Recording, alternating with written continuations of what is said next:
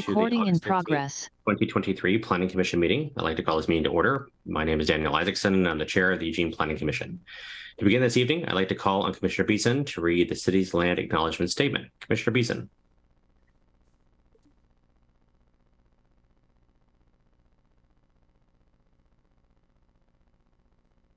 There, let me get, okay.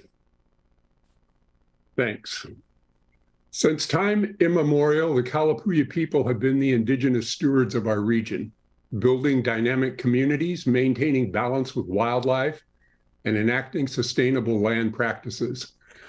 This land acknowledgement is a way of resisting the erasure of indigenous histories and to honor Native communities by inviting truth and reconciliation.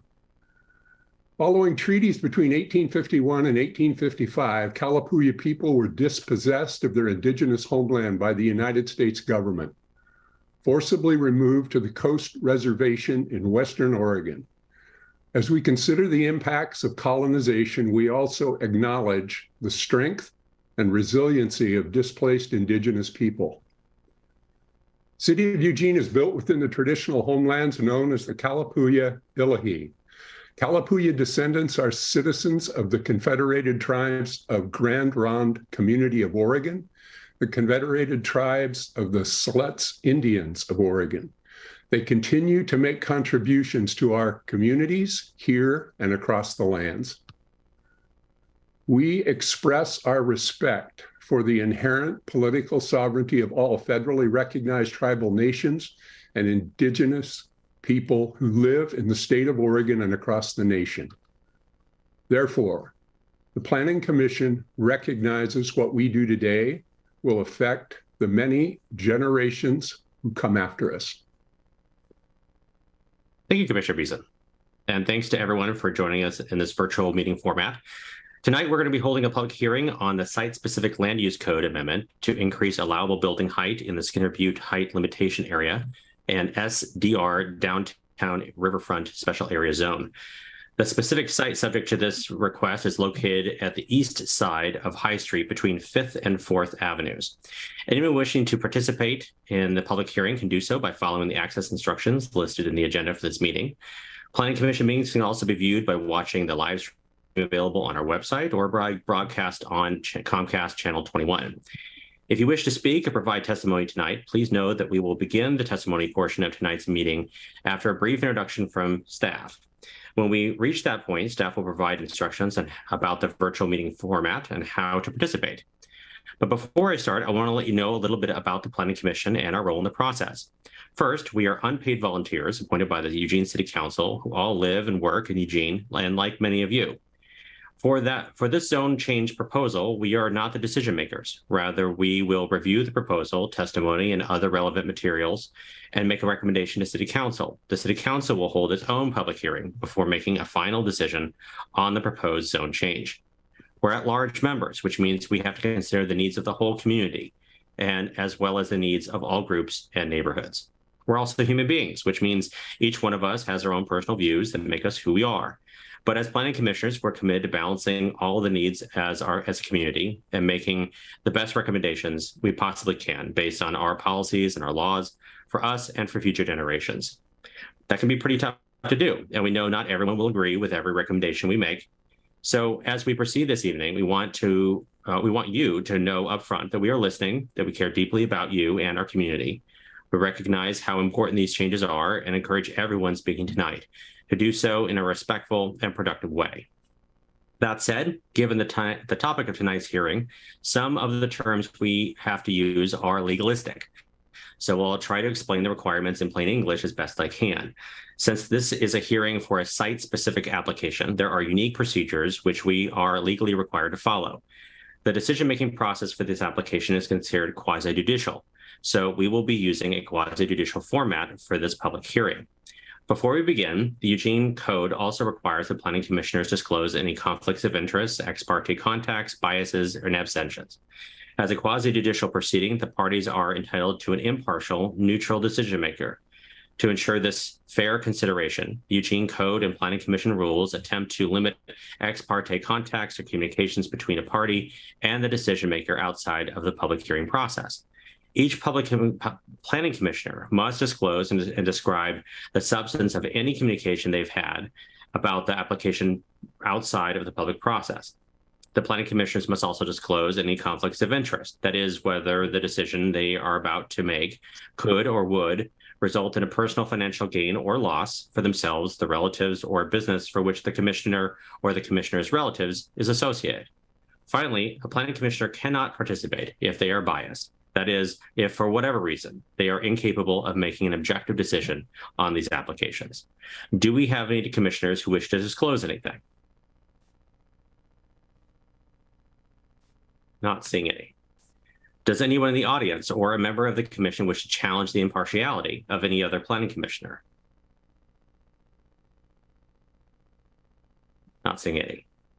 Okay, well, with that covered, the purpose of the hearing is to receive relevant testimony on the application before us. I want to remind everyone that your testimony should be directed toward the application approval criteria that you believe apply to these applications. We must ask you to frame your testimony in terms of the applicable approval criteria because the Eugene Code requires that our recommendation be based on these criteria. The applicable approval criteria is listed and addressed in the Planning Commission packet for this evening. I would like to invite our moderator, Linda Baker, to provide instructions on how to get into the queue for providing verbal testimony tonight. Hello, everyone. I'm Linda Baker, and I will be the moderator for tonight's meeting. I'm going to cover a few housekeeping items before we begin with regular proceedings.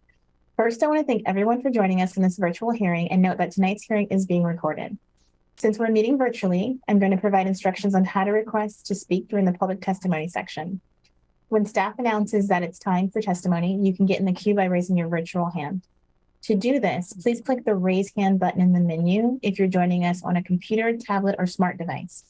If you're joining us by phone, you must dial *9. At the beginning of testimony, you should start by stating your name, address, and whether you're in support, opposition, or neutral to the proposal. More instructions will be provided prior to the beginning of the public testimony section of our hearing tonight. With that, it's great to have everyone here tonight, and I will hand it back to the Eugene Planning Commission Chair. Thank you, Ms. Baker. Traditionally, for quasi-judicial proceedings, once the public hearing is open, speakers were called in the following order: those in support, including the applicant, those with a neutral position, and those opposed. However, due to the limitations of the virtual hearing platform, we have to make some adjustments. Testimony will begin with the applicant, which is the city, and then testimony will be received in the order that interested parties have requested to speak. We are unable to fill out the request to speak forms. All interested parties providing testimony will be asked to begin by clearly stating their name, address, and whether they support, are neutral, or in opposition to the proposal. Following public testimony, city staff will have the opportunity to respond to the public testimony provided and answer any questions that might come up. Finally, the applicant will be given the opportunity for a final rebuttal. I know commissioners have asked for more clarity on when it's appropriate to ask questions, and staff has suggested that if you have questions in someone's testimony, that you should ask those questions following the individual's testimony. Following the conclusion of the public testimony, staff will have a chance to respond to the public testimony presented, and commissioners will have the opportunity to ask additional questions of staff. I remind everyone that the failure to raise an issue with sufficient specificity to allow the Planning Commission and parties to respond will preclude future appeals on that issue. In other words, please raise issues as clearly as you can so that the city and other parties can address them. Just as a reminder, the Planning Commission will not make a final decision on this application. We will make a recommendation to City Council, who will hold their own public hearing before making a final decision. Okay, before we start the hearing, I would like to thank everyone for their patience and their flexibility as we work within this virtual meeting format. As always, feel free to contact staff if there is testimony you were not able to provide in this hearing or testimony that you wish to provide to the Planning Commission in writing. For tonight's hearing, we'll begin with a brief presentation from Dylan and then open the public hearing. Dylan. Thank you very much. Everyone hear me okay? Yes. Get my screen shared here.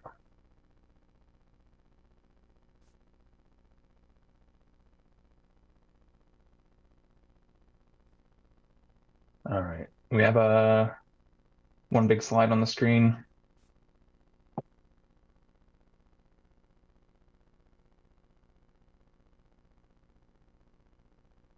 sorry, moving all the Zoom interface off my my screen here.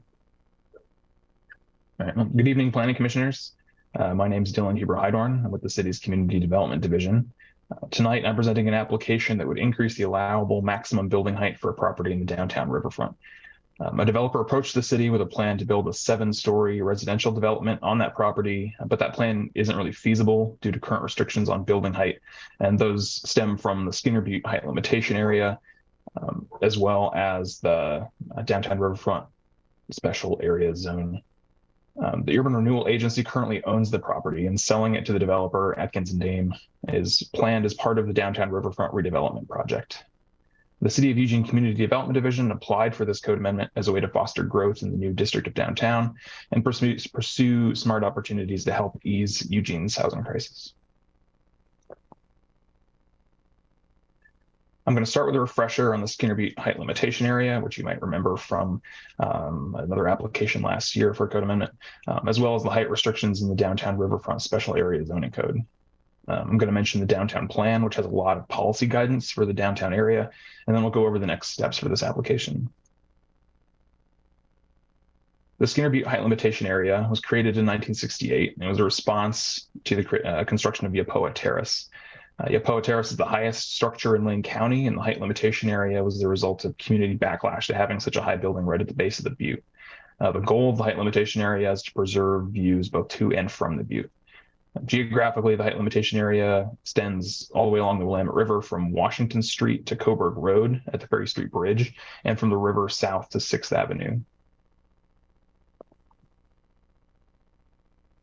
Within most of the height limitation area, development is limited in height to a 2-tiered approach, and the system is a little different from how buildings are typically measured. In most areas of the height limitation area, maximum building height limits are based on the elevation of the top of a building above sea level rather than above ground grade, which is what you typically find. In 2018, the height limitation area code was amended to create a height transition area along 6th Avenue, emphasized here in red. Within that half block area, buildings can be constructed up to 530 feet high instead of 500. Throughout the majority of the height limitation area, that limit of 500 feet above sea level is was typical for the maximum height limitation that's placed on buildings. In this half block area, due to the existing ground grade, that means that buildings can generally be built about 90 to 100 feet above grade. So that tells you a bit, sort of at least along the southern section of the height limitation area. The previous limit prior to any changes, the buildings could be maybe about 70 or 80 feet tall.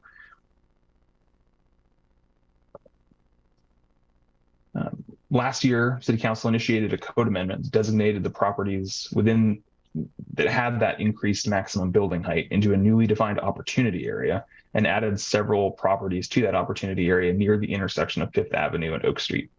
The Planning Commission recommended approval of that amendment last December, and Council approved it in February of this year.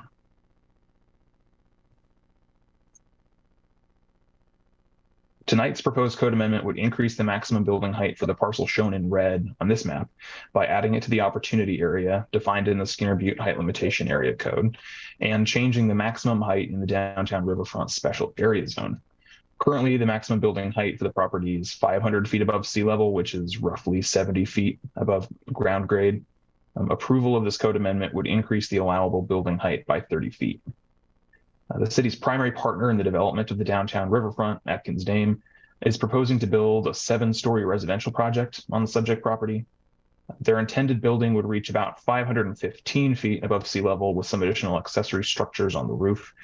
So the 530 feet limit of the opportunity area suits it quite well. The details of their building, however, are not a topic for this application. This is strictly limited to the maximum building heights allowable on that piece of property.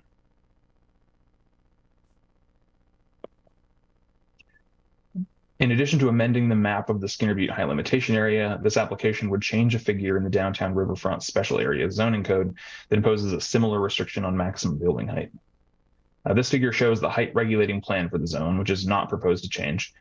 The subject property, highlighted in blue, is one of several properties that adhere to height standard A in that code. Height standard A mirrors the Skinner Butte height limitation area by limiting building heights to 500 feet above sea level. So this figure, which is proposed to change, is the controlling figure for our height standard A.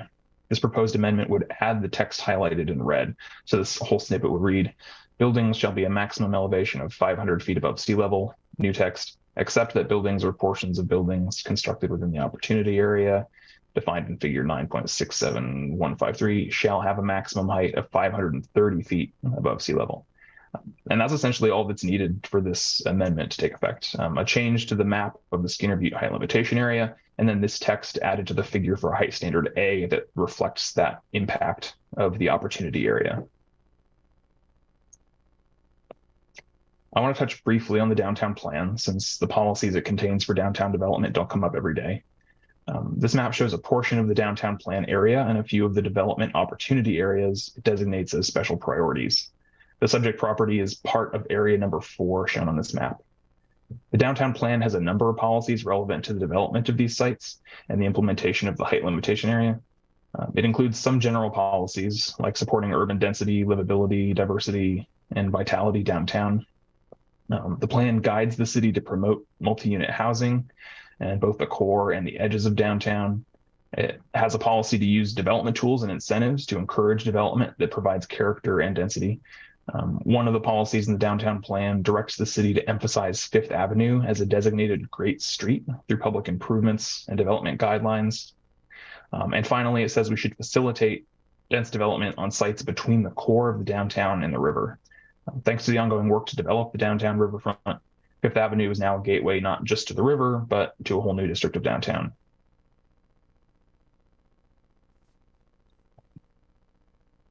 So, as far as next steps go, as part of tonight's hearing, we'll hear testimony and the commission will have the opportunity to discuss and potentially make a recommendation regarding the application. City Council is scheduled to hold a public hearing on the proposed code amendment on September 18th, and we anticipate they'll take action at a work session scheduled for October 11th.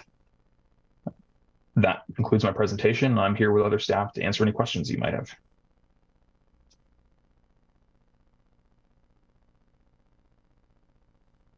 Well, now I'd like to open the public hearing. If you'd like to speak and have not already raised your hand, please raise your virtual hand now and get into the queue. Testimony presented in this public hearing should be directed toward the applicable approval criteria or other criteria that the speaker believes applies to the decision. The applicable approval criteria for this proposed land use code amendment are from Eugene Code Section 9.8065. Ms. Baker, how many speakers do we have in the queue?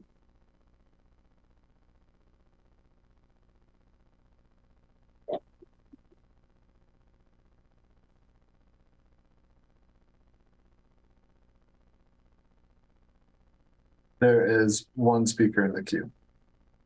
Plus the applicant, which is Will. Okay. We encourage people to limit their testimony, to submit their written testimony as well. Written testimony may be submitted via email or mail or in person.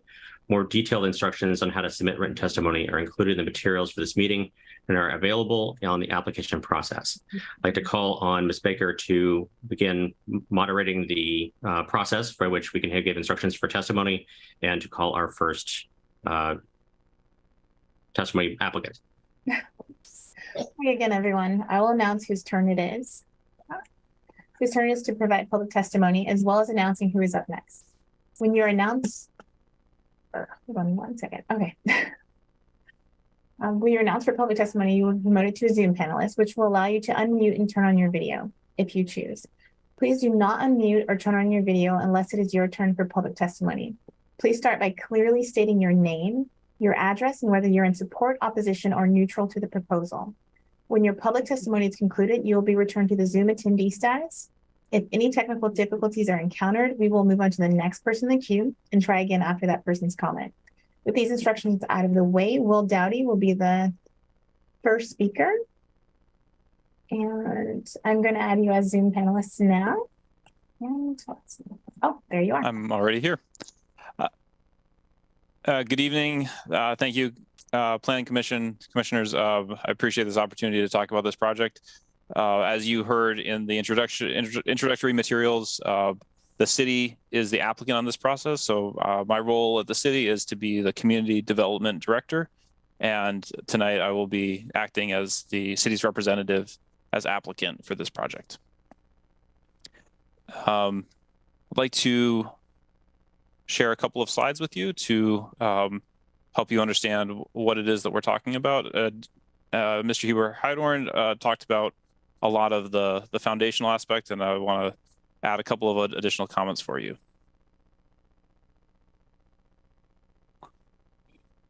The materials that he presented earlier were much more specific, but I thought it was helpful to step back and talk about something much more general. This is, I think, at the level that a lot of us experience the city and see how policy gets implemented. This is an abstract drawing that was done. You can recognize downtown if you can through the river, the curve of the river, the cutting line of the train tracks. When we started working on this downtown riverfront site, there was an idea that this would be the place where the city meets the river. What you can see across the top, I don't know if my cursor comes through, but the white lines that really runs across the top, that's Fifth Avenue, that strong line there. And you know where Fifth Avenue cuts across downtown, how it connects the Whitaker and downtown neighborhoods. The vision with this plan that the developer really, the way they modified the initial plan for this area was to strengthen Fifth Avenue in keeping with the downtown plan and to provide a really strong avenue towards the river, a connection point to the river. This property, as you saw in the previous slides, sits right at the corner of Fifth and High. It's right at the circle in kind of the upper left corner. It's at a pivotal location, which is the gateway to this new district, but also as a link and a connecting point to the activity at Fifth Street Market and the rest of downtown.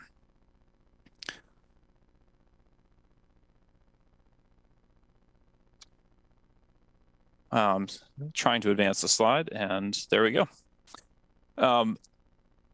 Here again, here the parcel is called out as 3A. And what you can see in this is how this project has really evolved, moving from concept into now a series of parcels, 2 of which are already under construction. Parcel 7, the parcel we call 3BC, which is adjacent to the parcel under discussion. The Riverfront Park is in place. The city hall is moving to the former headquarters building. And we're starting to see this whole neighborhood move from a dream to a plan to drawings into reality. And so again, seeing the role that 3A has, even though this is the property that's not the first 1 or 2 buildings to be developed, it will still be one of the first buildings that will greet people as they come into this district, and will continue to be this bridge and mediation between the activity around Fifth Street Public Market, the activity at the train station area and farther west, and then as you go into downtown. So those are a couple of brief comments about the role that this property has. Throughout this whole district, housing has become a huge opportunity, or this has become an opportunity to provide more housing, both for the benefit of downtown and for the larger community. And so that's one of the other opportunities that we have with a building that becomes a taller building. I wanted to start with a little bit about some of the benefit and the why this property in particular matters. I then really quickly want to talk a little bit about the mitigation and the concern about impact. As you're well aware, Skinner Butte height limitation area is explicitly for protecting views, and that's the driving consideration and why this district exists in the first place. We working with the developer's architects, Holst Architects. We've got a series of diagrams that help identify the potential impact, and wanted to lay this out for you so that you could see what it is that we're talking about. You can see the butte quite visibly on the aerial image. The subject property is outlined in red, and you can see the red lines provide a little bit of a cone of vision. The blue line is the Skinner Butte height limitation area. The red lines help you identify where it is that this building enters into the line of sight with the butte behind, where it starts to eclipse views of the butte. So I started off with a this X down in the bottom right-hand corner. If we start down there and as we move farther and farther to the southeast, you can see that this subject property will be in between you and the butte. They've figured out exactly how high that sight line would be. And so here you can see the lower red line would represent a building built under the existing code at 500 feet. And you can see that the taller line represents a building at 530 feet. A couple of things I want to point out is that there is a definite difference between those two lines, and that if you make this code change, there will be less butte to see between a building that's built at 500 feet and a building that's built at 530 feet. I also would like to point out that the viaduct, the Ferry Street Bridge that cuts through there and the Apoa Terrace building already start to obscure some of that view. And so the view is impacted less than it would be if there were no other structures in the way. The other thing to point out is that these baby trees that go along here at some point will fully obscure the view of the butte in this area, regardless of whether or not a building is built here at any height. If you keep going down the street, what you also get to is a point where the viaduct and the trees, again, very clearly take care of any impediment of the view, again, regardless of building height. And then I want to just jump to the other side of the viaducts. One last view that I've got to share. As you get to the other side of the viaduct, at this point, you're very close to the subject property. The white outline, the white box, is the building that's under construction now. Right now, it's a big hole in the ground where foundations are being poured. That building effectively built per code. That building effectively eliminates all views of the butte. The green line represents the subject property, parcel 3A, built to code, and the red lines represent the additional height. And so, so what you see is once you get to this side of the viaduct, at the point when the viaduct's no longer an impediment, that the rest of the development already is going to obscure views of the butte from this side. However, if you go just a block to the left or so, you're outside of the line of sight with this building, and the view of the butte reemerges. I'm available for any questions, but I wanted to share those thoughts with you, and hopefully that's helpful as you deliberate about this. Thank you. And the second speaker that we have in the queue is Rex Ingram, and I will promote you to panelist. Hold on one moment, okay?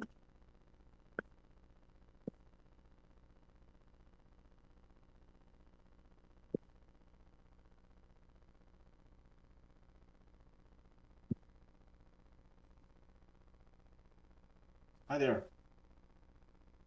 You can hear me? Yes, we can hear you. Great. Thank you. Thanks, Will, for that. I'm speaking as a proponent. My name is Rex Ingram. I'm a senior project manager at Holst Architecture, and our address is 123 Northeast 3rd Avenue, Suite 310 in Portland. Appreciate the opportunity to speak on behalf of the project. Holst is the architect for Parcel 3A, also known as The Landing, and this parcel is part of the Eugene River District development, as you know. We are very excited about this project. Parcel 3A will be a mixed-use multifamily building. It will sit on the corner of 5th and High and is really the gateway into this new river district. The ground floor of our building, we're providing community space, retail, such as a new cafe with outdoor seating, loft apartments, and live-work units, all with the intent to stimulate activity on the street and to energize this corner specifically as one might enter the River District area. The building will have 237 new apartments and parking for over 180 cars. We also have a lot of resident amenities, again, with the intent to create a vibrant new building that's a real destination and contributes to a thriving new neighborhood. There are many public benefits of this building specifically. First and foremost is providing new housing in Eugene. And we'll have a significant number of units in a compact urban footprint, which is the name of the game in terms of maximizing urban sites. Our design is both sensitive to its context and follows the goals of the River District Design Guidelines. We do propose to exceed the 500-foot limitation height. We're not intending to go to 530 feet. The height of our roof structure will be 515, so that's considerably less than 530. There will be some elevator overruns and things on top of the roof that will extend above 515. But generally, I don't think that the obscuring of Skinner Butte will be as bad as maybe the diagram suggested. And I think that also where our site is within the HLA in that southeast corner really does limit the impact on views both to and from Skinner Butte. So I hope that you'll support this project, and I appreciate your time. Thank you. Okay. And so that is our last person providing public testimony. If you actually would like to get in the queue, you can raise your virtual hand, or you can dial *9 if you're joining us via the phone. Oh, so our next speaker is Michelle N. And I will promote you to panelists. Hold on one moment.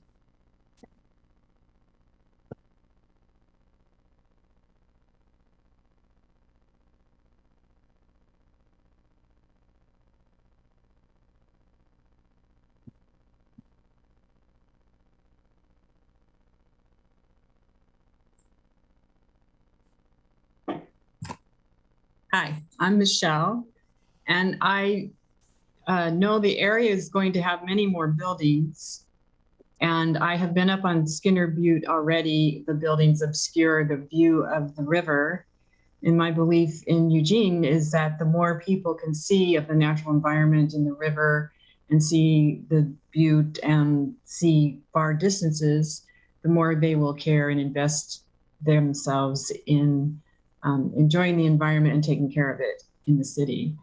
So I object to the argument that says, well, the other building already obscures the butte, so why don't we just build taller because it's not going to be a problem.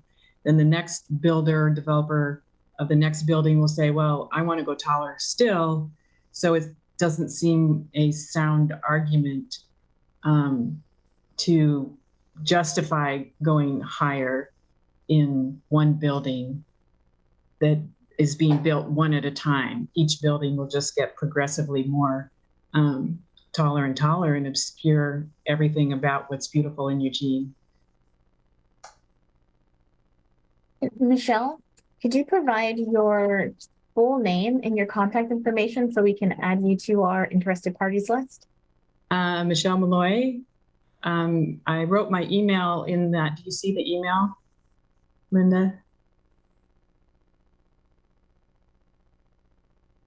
No, you don't? Okay. Michelle Malloy, 206-794-7784. And it's malloyhuber@gmail.com.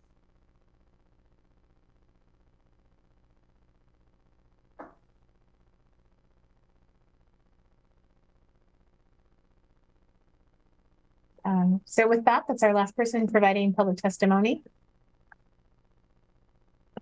Well, thank you, Michelle, and thank you, Rex, as well as thank you to the city for the presentation. And thank you for everyone for taking your time out of this evening to share your thoughts with us.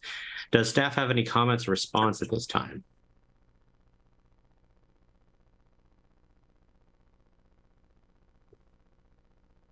I do not have a response there. Do commissioners have any questions of staff? Also keep in mind that there will be an opportunity to ask questions of staff following the close of the hearing for any items that may be needed or follow up during deliberations. Now is an opportunity for the applicant to present any final statements.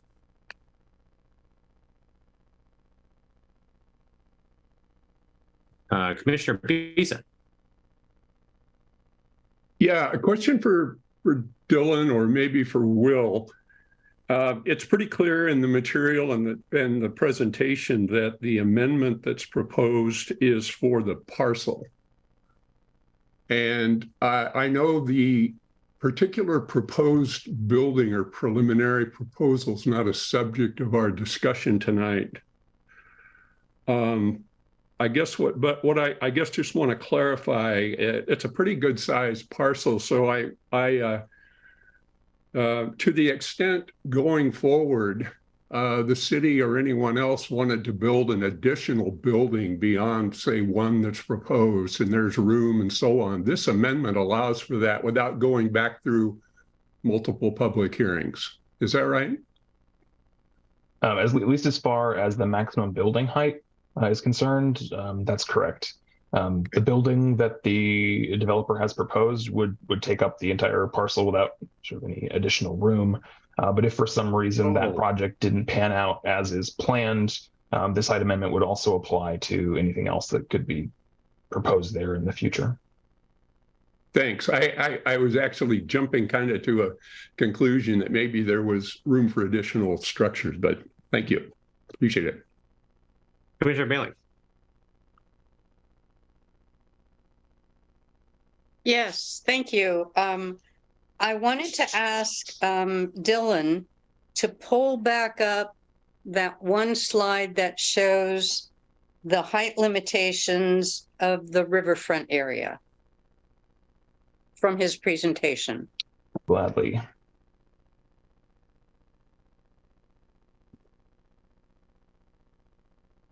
Is this the one you're referring to? Sure. This one? Yes. So I assume, correct me if I'm wrong, that height standards B, C, D, E, et cetera, are all lower than A. Is that correct? As far as maximum building heights go, it varies quite a bit across those various areas, but some of them are higher. It looks to me like height standard A was written specifically to have those lower maximum building heights in order to sort of mirror the Skinner Butte height limitation area. You get over to those, off the top of my head, I don't recall the height limits for B, C, and D, et cetera, but I know some of them actually are higher than the limits on A. Well, I'm curious about that because that all relates to the view to Skinner Butte that you were discussing. So some of those buildings might still have areas or floors that are higher than what's proposed and built in the A zone. Because I was wondering if this new building would pretty effectively block all the C and D and E and F areas from a view of Skinner Butte. But then you mentioned there's already a building under construction there that's going to block most of it anyway. So it seems to be something of a moot point, unless we also consider what Michelle raised about being able to view the river. I think particularly within the entirety of the downtown riverfront sort of sub-district, it's true that sort of regardless of this amendment and the details of many of the other buildings, once those buildings and those other parcels are built out, they could be fairly short buildings and you still wouldn't see the butte from just about from few, if any, areas within the downtown riverfront itself. The streets just don't line up with the view to the butte. Short buildings get in the way of your view just as well as tall buildings. And very importantly, that viaduct runs sort of right through the middle of it.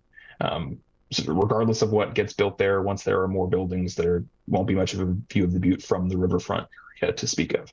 That's not to say that they might have an impact, might not have an impact of the view from the butte to the river. But as you pointed out, or noticed with your question, those buildings on those other height areas will have just as much of an impact as what gets built in height area A. Yeah. And then, thank you, Dylan. The other piece of that question is, I can't remember, it may have been Will's, someone else's presentation that showed, I think it will, the original kind of schematic ideas for the riverfront area. And what my question is, was this always anticipated? You're referring to this changes to the building height being anticipated? No, the development of the riverfront area, which in itself does impact views both to the river and the butte. But in planning a riverfront development area, it seems to me that would always have been the case, and that was part of what was anticipated. I think it was certainly acknowledged during the planning for the downtown riverfront. On this map that's on my screen right now, for example, they acknowledged the Skinner Butte height limitation area right in the writing of that code, and sort of wrote this sort of special, height area A is the only area of the riverfront where they do that weird sort of measuring from sea level rather than ground level. So it was certainly addressed. But it's the case that when the Skinner Butte height limitation area was originally created, it was just sort of delineated as this box area with a separate set of limits. And there are limitations to what that strategy can accomplish in terms of preserving buttes or preserving views on its own. Thank you. Commissioner Fregola, and I can't see everyone. Can we take the screen off unless Commissioner Fregola needs? I'd like for this screen to stay up if that's okay. Yeah. Thank you. Of course. So I remember when we did the downtown riverfront special area zone code, we had quite a long conversation about a particular parcel and its connectivity to the historic, some historic properties. And I just wanted to clarify, is that lot G? Is that parcel G, or is it this parcel that we're looking at? Commissioner Fragola, it's not the parcel that we're looking at. I'll let Will speak to that more specifically, but I know you're talking about, and the parcel that had the sort of the stepped back height limits to the historic building. Yep, that's exactly what I'm recalling. And I just wanted to make sure that I was assuming it was G, but I just wanted to ask and make sure that that process and that code was still going to stay intact. Will, are you available to speak to that? I'm happy to speak to that. I don't know that there's a lot for me to say, though, beyond confirming that, yes, indeed. That was a conversation we had around parcel G, which I believe was added into the special area zone. And so it was so that was an opportunity to think about how the special area zone would extend into and abut the existing neighborhood there. But there have not been previous conversations about this one subject parcel, other than just the formation of the entire code and the height standards that you see in the map. Thank you. So I have a few questions I want to ask, kind of a follow-up to what Commissioner Bailey was asking. You mentioned that the other areas in this particular map have heights that are maybe above A. How much more above are we approaching the proposal of 530 feet in any of them? I'd be happy to check that code real quick if we'd like a real definite answer on that. And I could potentially share diagrams as well in a few moments if that sounds okay.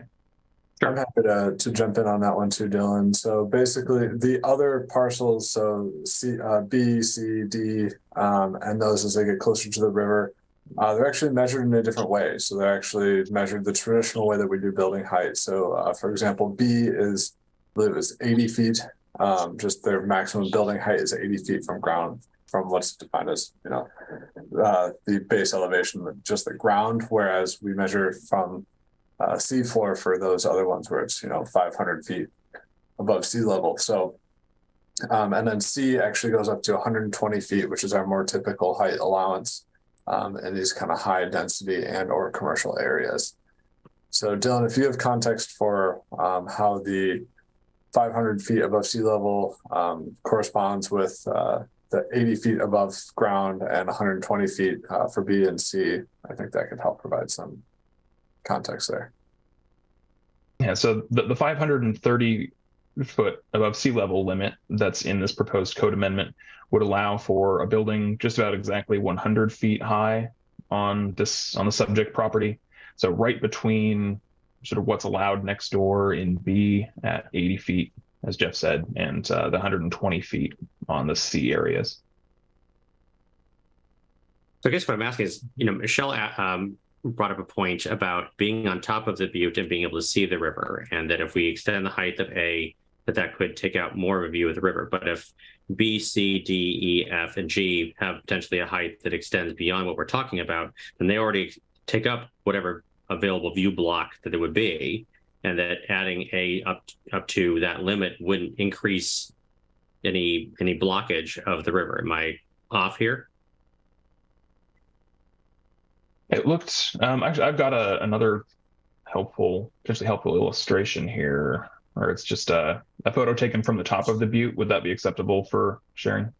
Sure. I guess while that picture is coming up, I guess my last question is, have we thought about what impact to city services in terms of water, sewer, that kind of thing, of adding entire area that has yet more people in that density area? Has that already been flushed out? I'm assuming it has, but I just want to get it on the record.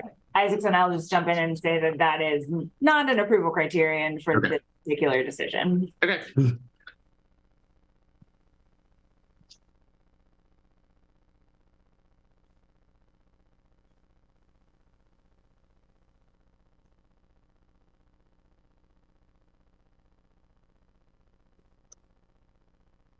So in this illustration, you've got a view from sort of the far viewing area, I believe, up at the top of the butte. I think it's that red line is, I don't think is the top of the building on the subject parcel. I think it might be around where the foundations would lie. I think it would take a pretty involved height study and some three-dimensional modeling to get a really good idea of what maximum build out on those various parcels would do for views of the river. There's certainly some parts of the butte where a building on the subject property would be between you and the river, and there's other parts of the butte where it would sort of be off to the side, as you sort of see from this angle here. I think that would be a pretty hefty project to dig into the fine details of that. Got it. Commissioner Ramey. Well, thank you. I've been writing questions down and then crossing them off as their answers as we go along here. So far, so good. The strategic problem we have is that this code was written in sort of a weird way that says to preserve views of the butte and views from the butte. So let's just take the views from the butte first. And there's an example in Portland where from the Rose Garden in Portland, you cannot block the view of Mount Hood. And so buildings in downtown Portland are designed in a way that allows that view to be maintained. Because this code doesn't say views from the butte to anything, it just says views from the butte. It's pretty difficult for us to evaluate what we're supposed to be doing. And the same is true in the reverse. Views to the butte from where? From a public street, from a park. So, in those cases, and this is obviously I don't think we could interpret that code this way, but one could say, well, let's pick the, dozen landmarks in Eugene, the river, the other butte, I don't know, City Hall, the university, you just go down the list. These are things that you should be able to see from the butte. And as I hate to admit this, a 50-year resident will say, I'll cop to that. I can tell you those views have changed significantly in 50 years, and it's not from buildings, it's from trees. So the landscape changes significantly. And if a community, we want to preserve views to our landmarks, we need to identify what they are and where we want to preserve the view from or to. In this case, the only thing that really seems even marginally relevant is the park itself. We've just created this new park down by the river. Can you see the butte from the park? And I know we didn't get that photo illustration. We got the one that showed us from the street that is out there. I don't know. I can't remember what that street's called, but I doubt that you can see the butte from the park because it looks like the viaduct gets in the way. And certainly the building that's being built currently, if the viaduct doesn't, that building will. So it's probably a moot point, but I think it helps the public understand what we're trying to do. as does that last slide that you just showed, which is the view from the butte. So having said all that, it's just, I don't think there's much we can do. I think this is a perfectly reasonable proposal, given the situation we're in. The only thing I would ask, and I know that the future proposal is theoretical, but as a community, we're being asked to trade something off. We're being asked to add 30 feet to the allowable height of a site. But we're not being told what we get for that 30 feet. We're being told, well, maybe there's more housing. Is it more housing? Is it more retail? Is it, I don't know. Is there any way we can theoretically say, well, in a typical building of this size, it would be 10 units of housing, or it would be 15, or we're proposing 200 units altogether, and a third of them are, so it's just, without knowing what we're getting for giving up the 30 feet, it's hard for us to evaluate. Is that a really good trade-off for the community? So that's one very long statement about the difficulties of the way this code's written, and another question about whether there's any way we can quantify what exactly the trade-off is here. Thank you. We're going to go to Commissioner Edwards, but real quick before that, I see Lauren's hand up, and lawyers always trump commissioners. So you're up. I don't know if that's true, but I appreciate it. I just wanted to sort of flag for the commission that we are currently still in the public hearing, and some of the commission's questions are sort of, in my mind at least, sort of veering toward comments and deliberation. So if that is where the commission would like to go, that's great. But I would suggest that we close the public hearing and the record, unless commissioners want to leave it open, and then move on to other comments. So yeah, I think that's probably smart. So if commissioners have a question to staff, then keep your hand up. If not, then we'll move on to deliberations. But we also still have a closing statement that's offered up to the city if they'd like to make one. So Commissioner Edwards. Thank you. I do have a question, and it is probably, it's intended to address some of this conversation, but on page 16 of the meeting packet, where it kind of goes through the approval criteria, which to me, this is a very, it's not intended to be a subjective process. It's intended to be do they meet the criteria? There was a section that talks about goal 5 with regards to open spaces, scenic and historic areas, and natural resources. And my question is, maybe if Lauren could help to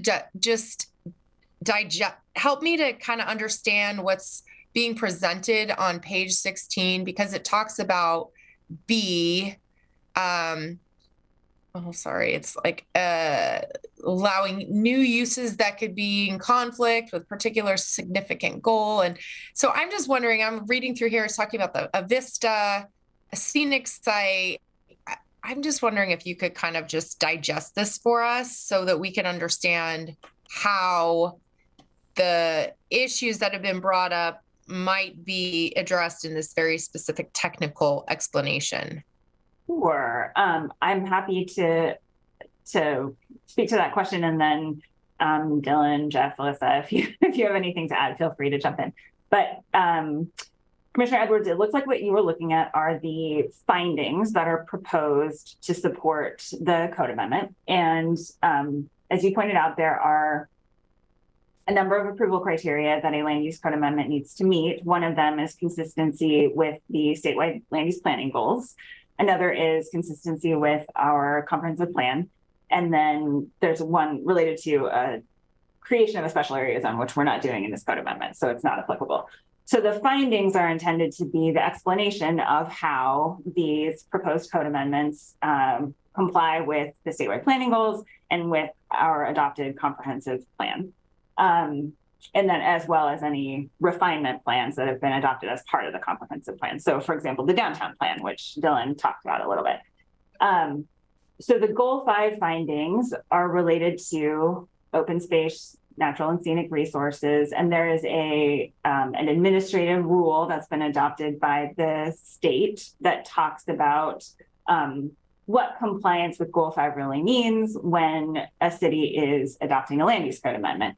In the findings, it's referred to as a PAPA, a post-acknowledgement plan amendment, which is a land use code amendment that happens after you've adopted your comprehensive plan. And so the findings first kind of lay out the OARs that we need to comply with, the administrative rules, and then there's a narrative explanation of how these proposed code amendments do comply with those administrative rules.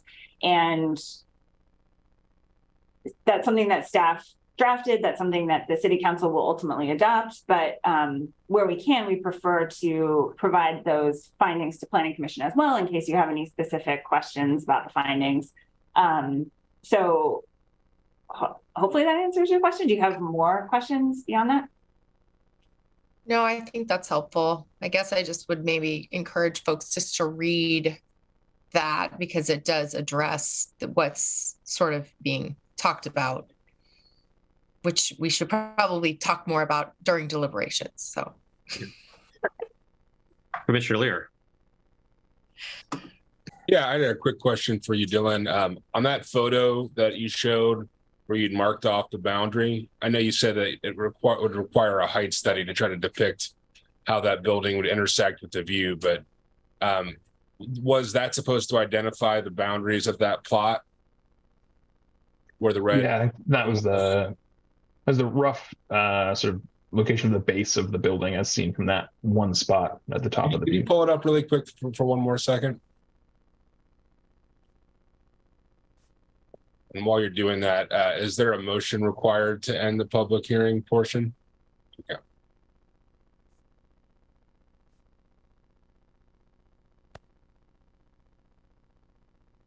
Got it.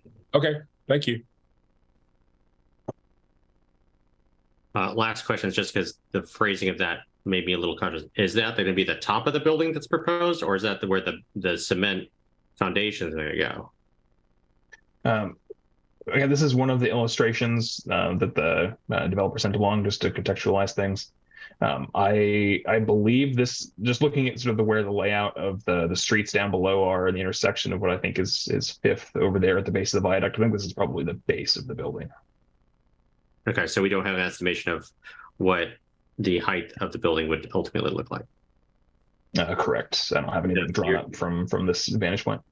Jeff, you can chime in, obviously, if you have something. Actually, I'm going to follow up to Commissioner Edwards' questions, just with my computer finally loaded with some good information on that. So okay.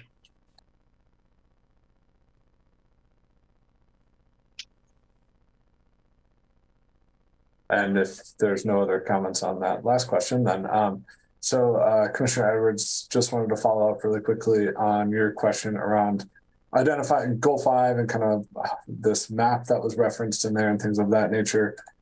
So what was specifically being called out in that was actually the 1978 Scenic Working Paper, which is essentially I'm hoping you guys can see this. It's a map that was really used, it came out of the 1978 kind of research around areas of prominent vegetation, wetlands, parklands, vistas, anything of that nature. And it really helped inform our Goal 5 inventory and areas that we view as important resources in pretty much any way. It's called natural assets, right? So it really helped to inform that, which is why it's referenced in there. And you can, if I zoomed in on this, you would see that the butte is identified as a vista point, which is why it's also has the height limitations around it. So just wanted to close that loop and provide that context. Commissioner Edwards, do you have another question, or are we moving on to closing deliberations? It's just a really quick follow-up question. Yeah. Jeff, does it specify where the views were intended to be preserved from? I'm only asking because I feel like it's a little ambiguous, because it doesn't specify that these people in this area or these people in this area are intended to have a view that's preserved. And so to me, I don't know, does it specify that if you're in that area, you're supposed to be able to see the butte, or you're downtown, you're able to see? I guess I just am just curious. It does not get to that level of detail on that map. Okay. So it isn't really any specific area that's supposed to see the butte and unobstructed. It's just identified as a vista point, which, okay. Yeah. That is helpful. Thank you. Okay. The Planning Commission and public hearing and the record are closed. Commissioner, I believe that the applicant still has an opportunity. Yeah, you're right. Excuse me. Yes, I wasn't sure. Do we want to? Does the applicant want to have a closing statement? Excuse me. I can provide a short closing statement if that's acceptable to all of you. First of all, thank you for this important work. The Planning Commission's had an important role in shaping how this area is, how it's progressed. And so first, as city staff working on this project, I want to thank you for your role in that. Secondly, I'd like to note that when you did see that picture of where the footprint would be, one of the things that I think is important, and I probably should have shared that image myself and with the slides that I showed, that the footprint is it's consistently to the right of the view of the river. So even if it was 1 million feet tall, it's never going to, with that footprint, it's never going to block the view of the river from the top of the butte. I think that, and what I've tried to be very transparent about in those slides that I did show, is that this building will be visible from other places, and there are places where it will partially obscure the view of the butte. But I think the thing that I want to make sure is communicated through all of this is that many other things, including other buildings that are being built, the build out of this neighborhood as has been planned for years and decades, and even the street trees that we have in place, all of those things also will obscure the view of the butte in a way that will make, I think, and what I'm just kind of submitting to you for your consideration, it'll make this negligible or unnoticeable, the difference between this being built at the existing code height and what is being proposed.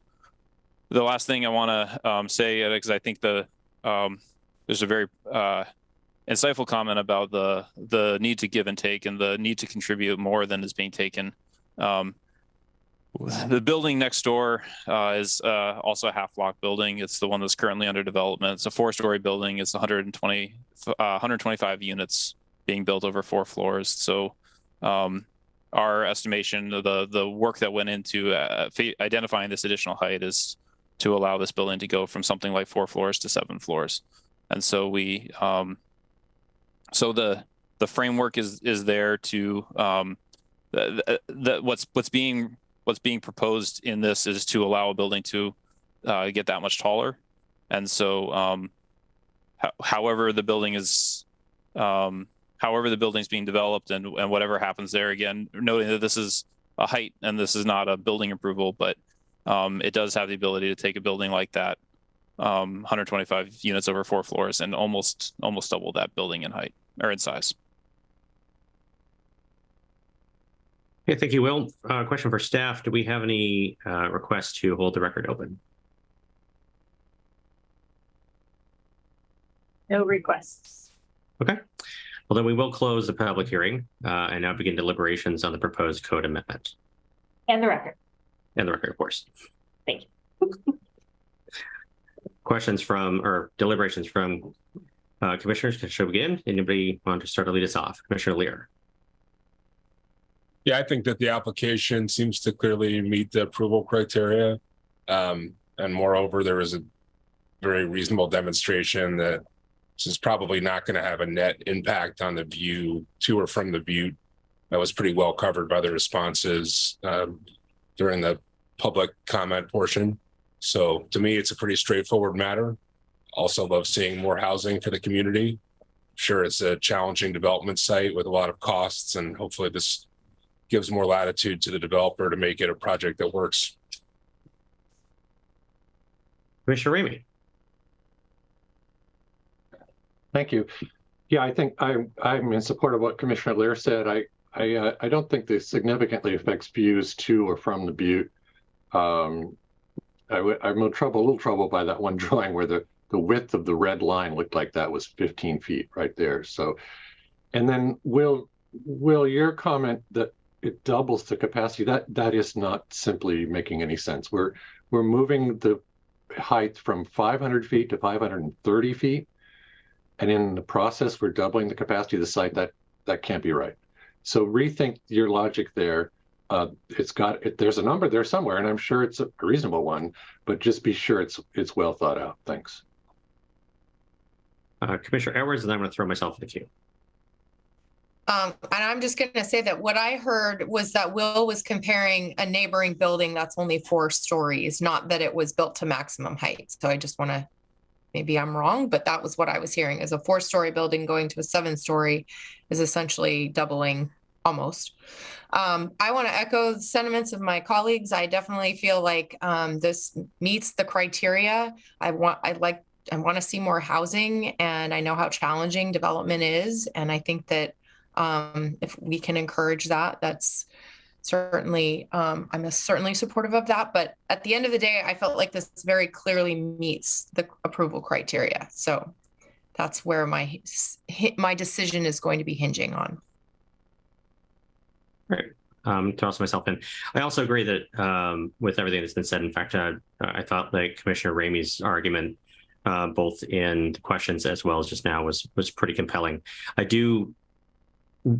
am cautioned by the question that he raised, which was, what are we trading off, right? So what do we get? What are we trading for an additional 15 feet of space? And what is the next step beyond that, and the next step beyond that? So it may not be relevant to this specific question. I think I'm in agreement with all my colleagues, but it does should give us all caution and question to the next thing in terms of, are we trading off something positive for the benefit that we're getting for the community? Commissioner Beeson, you're up. Thanks. Yeah, and I concur with what's been said. I also am ready to support a recommendation on this, which basically we're recommending to increase this building height for this parcel here, and it's one parcel. It's in this area, so it's a very specific approval. I've gone through the material. I appreciation, as others have said, to the staff, to Dylan, to Will. Everything was very comprehensive and clear. I appreciate your organization when you put this material together, and it allows us to go through it pretty easily. I'm not to try and respond to Commissioner Ramey there. I think that there's a wider discussion to have there, and I don't know for sure about all the trade-offs. I'm kind of going with an understanding here as I looked at the material and as I've sort of listened that I know that we don't have a final proposal in front of us for what's going to go on, but I'm assuming there's a mixed use development proposed here, and some ground level commercial and some multiple floors of residential. And when I think about it and getting to this point of what do we get for this additional 15 or 20 or 30, how many feet it is, we're getting, I think I'm concluding, but we're getting additional housing. We're allowing, among other things, we're kind of increasing the economic viability of this development, if you will. I think that's a possible conclusion. I also want to stress, and I know this was in the material, but I think it's good to say it out. This development here, now it was mentioned that it's been planned for basically decades. We've talked about this kind of thing in the downtown. This development's consistent with pretty much every city plan and goal, particularly including the downtown plan, the comprehensive plan, the housing improvement policy, and just to name a few. I think, again, I'm giving my opinion here, but I think development like this, I thought this before when we were doing the other one at 5th and Pearl, this sort of development feels to me like pretty much exactly what we'd like in an area like this. More density, it's in a transit-oriented area, multiple modes. Probably important to stress there's a north-south rail connection within, a few hundred feet of this. So we're allowing for development in a walkable area. I also think it's good to mention, there was a question about facilities, and I know that's not a part of the approval criteria, but development in an area like this, there is, we're taking kind of some substantial advantage of investment that the community's made in a whole variety of things, facilities over the years. So it's just like a great spot for this. And I'm definitely in favor of it. I think I'll kind of leave it at that, but I'm ready to support a motion. Commissioner Bailey.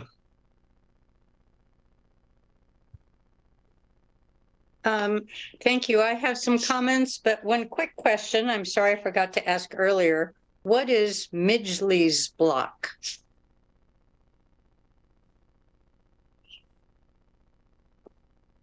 Unless someone has a more comprehensive historical view there, I can comment with a quick version. Back when the downtown plan was written, the chunk of land that would go through some changes and become the subject property and some other properties just had that long-standing sort of terminology applied to it. I think when the riverfront downtown riverfront plans came together, that name was sort of left behind at some point, but it's a long-standing name for that area. Okay, thank you. I do agree that this is comprehensive and ready to move forward. I have one request in the future that's born of my being something of a newcomer to the commission, and that is the need for looking at these things in some context. What came up for me when I read through everything was reference to the Eugene downtown plan, which I was not familiar with and hadn't seen before. And a lot of what we discussed looked at that riverfront area. And I appreciate, as a planner who's also done area plans, the importance of looking at all of these things in context. And that would be very helpful in future presentations. I also concur with Commissioner Ramey and Beeson's ideas of how helpful it would be to have some perhaps further discussion or clarification about some of the open issues. You know, that I had that same question about the view from where and to where, and it's just not definitive.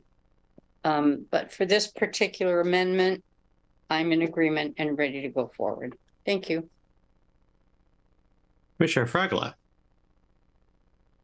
Yes, since I've heard several members of the commission state that they are ready to move forward, I'd like to provide a motion if the chair so pleases. Please. I move that the Planning Commission recommend that the City Council adopt the proposed land use code amendments in Attachment A, which amend the Skinner Butte height limitation area and increase the building height allowance for the property located on the east side of High Street between 4th and 5th Avenue, as well as the proposed findings in Attachment B. Okay, motion's been made. I'll second that. I have Commissioner Edwards and Commissioner Ramey jointly second the motion. I'm assuming Commissioner Fragola, you don't want to. Do you want to speak to the motion? I just want to make it. Yes, I do actually. Thank you. I appreciate some of the conversation that has happened regarding balancing the needs of the community in terms of, I think people phrased it as the give and take. I think it's really important for us to look at this in a very broad perspective in terms of that prioritization and balancing in the community. I feel like when we made the commitment to this entire new neighborhood in our city, we made a commitment to adding, I don't know, hundreds, maybe we'll get to 1,000 new units of housing in our downtown core that, as Commissioner Beeson mentioned, aligns with so much of the planning goals in our city. And there are some trade-offs of doing that, right? There are definitely some trade-offs of doing that. But I think at the same time, the city is prioritizing natural spaces and adding and improving natural spaces in the city.